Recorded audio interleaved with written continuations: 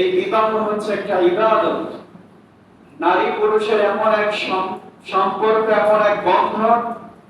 যে দুইজন নারী পুরুষ বিবাহের পূর্ব পর্যন্ত তাদেরকে চিনত না, জানত না, কিন্তু আল্লাহ রাব্বুল আলামিন বিবাহের মাধ্যমে এমন সম্পর্ক দান করেন যেগুলো পৃথিবীর মাঝে যত সম্পর্ক আছে তার মাঝে অন্যতম। এমনকি পৃথিবীর মাঝে কোন সম্পর্ক জান্নাতে একসাথে থাকবে, পিতা মাতা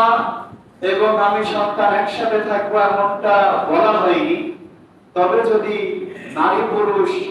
স্বামী স্ত্রী দুজনই যদি জান্নাতে যায়, তাহলে তাদেরকে একই জান্নাতে রাখা হবে। সুবহানাল্লাহ।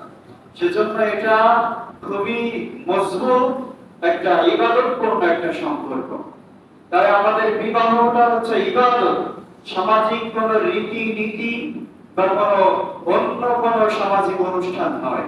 তাই ইসলামের নীতিতেই আমাদের নিজেদেরকে বিবাহ করতে হবে, আমাদের সন্তানদেরকেও বিবাহ দিতে হবে। যেগুলো ইসলাম সাপোর্ট করে না সেগুলো আমাদের বর্জন করতে হবে। সম্মানিত উপস্থিতি, আমরা অনেকে আছি এখনো বিবাহ করিনি, আলহামদুলিল্লাহ। তবে অধিকাংশ দাড়িগুলো দেখে গিয়েছে, তার মানে বোঝা যাচ্ছে অনেকে অনেক সন্তান, এমনকি নাতি নাতনির পিতা মানে দাদাও হয়ে গিয়েছে। তো অভিভাবক হিসেবে আমাদের দায়িত্ব হচ্ছে সন্তানদেরকে সুন্নাহ রীতিতে বিবাহ দেওয়া। আর যারা আমরা এখনো বিবাহ করিনি, বিবাহের পূর্বে কিছু পূর্ব প্রস্তুতি আমাদের লক্ষ্য রাখতে হবে। আমরা সকলে চাই একজন দিনদার স্ত্রী আমার ঘরে আসুক, যে স্ত্রী ৫ ওয়াক্ত নামাজ আদায় করবে, যে স্ত্রী পর্দা মেইনটেইন করবে, যে স্ত্রী অন্য কোন পর পুরুষের সাথে হারাম রিলেশনে লিপ্ত হবে না। শুধু তার সৌন্দর্য আমার জন্য আমরা সকলে এমন পবিত্র দিনদারি মহিলা চাই নিজের স্ত্রী হিসেবে। কিন্তু আমরা নিজেরা আসলে দিনদার কিনা, নিজেরা ৫ ওয়াক্ত সালাত আদায় করি কিনা, নিজেরা হারাম রিলেশন থেকে মুক্ত কিনা, নিজেরা হারাম রুচি উপার্জন থেকে মুক্ত কিনা, এগুলো আমাদের দেখার বিষয়। আগে নিজে দিনদার হতে হবে, নিজে আত্মমর্যাদাবান হতে হবে। বিবাহের পূর্বে আমাদের পূর্ব প্রস্তুতি হবে। আমি যে একটা বাহিরের নারীকে নিজের স্ত্রী হিসেবে বাড়িতে নিয়ে আসবো, এই বাড়িতে এমন ভাবে রাখতে হবে যেন বাহিরের পরপুরুষ আমার স্ত্রীকে দেখতে না পায়। সেজন্য বাড়িটাকে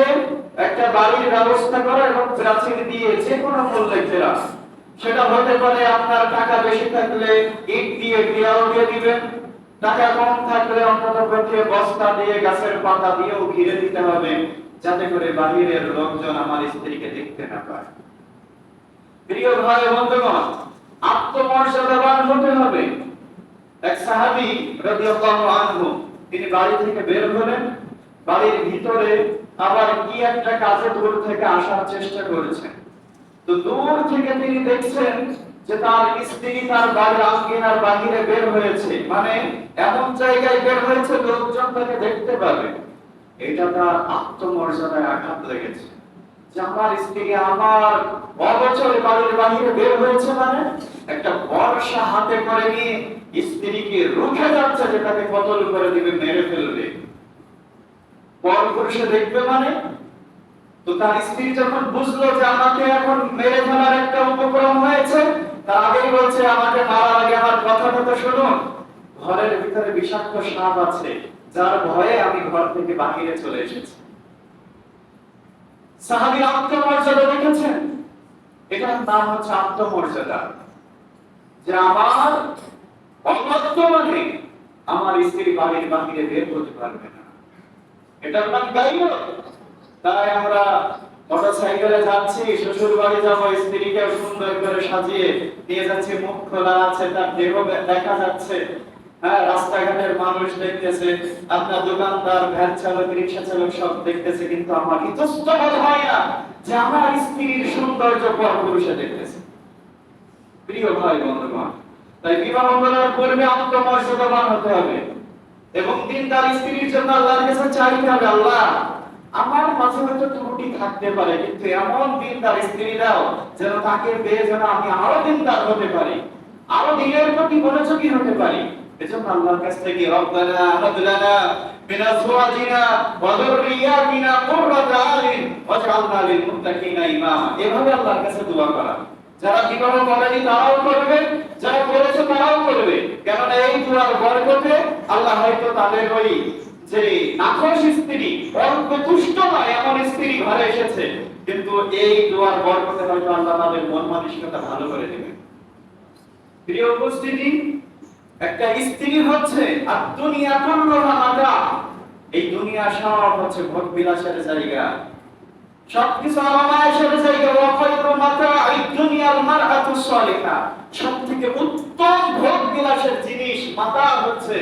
আপনার একজন দিনদার পরহেজগার স্ত্রী হয়তো আপনার টাকা পয়সা বেশি না থাকতে পারে কিন্তু স্ত্রী দিনদার পরহেজগার তাহলে ওই বেড়ার ঘরে ছাউনি দিয়ে ঘেরা আপনার টিন দিয়ে ঘেরা এমন ঘরেও শান্তি দিবে আল্লাহ রাব্বুল আলামিন কেন ওই স্ত্রীর চাহিদা কম আপনার কম টাকা রুজি রোজগার যা কিছু এনে দেন যে পোশাকটা এনে দেন ও তাতেই সন্তুষ্ট কিন্তু স্ত্রী যদি দিনদার না হয় স্ত্রী যদি পরহেজগার না হয় লাখ টাকা ইনকাম করবেন মাসে পাঁচতলা বিল্ডিং এ থাকবেন প্রতিদিন ভালো মন্দ খাবেন ঠিকই কিন্তু ওই স্ত্রীকে দিয়ে তুষ্ট করতে পারবেন না ওই স্ত্রী অল্পতে তার মন ভরে না নেকলেস কিনে দিচ্ছেন দামি দামি গহনা কিনে দিচ্ছেন কিন্তু এমন দাজ্জাল মার্কা স্ত্রী যদি ঘরে আসে আপনার 5 পয়সা মূল্যও দিবেন সেজন্য আল্লাহর কাছে বেশি বেশি দোয়া করা যেন একজন ভালো স্ত্রী এই দুনিয়াতে আমরা পাই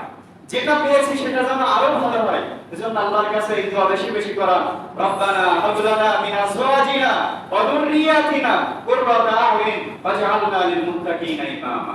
প্রিয় উপস্থিতি বিবাহের পূর্ব প্রস্তুতি হিসেবে আমাদের আরেকটা করণীয় হচ্ছে যে স্বামী যারা তারা স্ত্রীর হক সম্পর্কে জেনে নেবে স্ত্রী যারা স্বামীর হক সম্পর্কে তার প্রতি স্বামীর কি অধিকার আছে বিবাহের পূর্বে এটা জেনে নেবে আমরা স্বামীরা হয়ে অনেক আমরা হাজবেন্ডরা আছি যে স্ত্রীদের মূল্য আমরা দিতে চাই না তাদেরকে ভালোবাসতে আমরা বুঝি না তাদেরকে সব সময় দোষ ত্রুটি ধরতে আমরা মত্ত আছি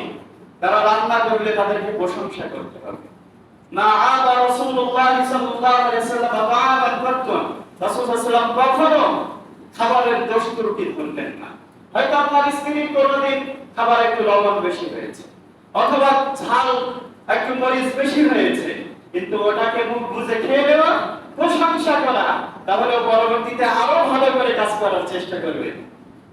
কখনো তার বাজার থেকে মাঠ থেকে এসেছি রান্না এখনো হয়নি 2টা বেজে গেছে তাহলে এখন ঝাড়ি দেওয়া যাবে না রাসূলুল্লাহ সাল্লাল্লাহু আলাইহি ওয়াসাল্লাম যখন দেখতেন এখনো তার স্ত্রীরা রান্নার চুলার পিঠে আছে তখন তিনি এসে রান্নার কাছে সহযোগিতা করতেন বর্ণিত আছে রাসূলুল্লাহ সাল্লাল্লাহু আলাইহি ওয়াসাল্লাম রুটির খামির বেলে বানিয়ে দিতেন তার স্ত্রীরা ওই রুটি ছেঁকে দিত তারপরে রাসূলুল্লাহ সাল্লাল্লাহু আলাইহি ওয়াসাল্লাম খেতেন তাহলে স্ত্রীদেরকে বাড়িতে ঢুকে সালাম দেওয়া তাদের মতামতকে প্রাধান্য দেওয়া যে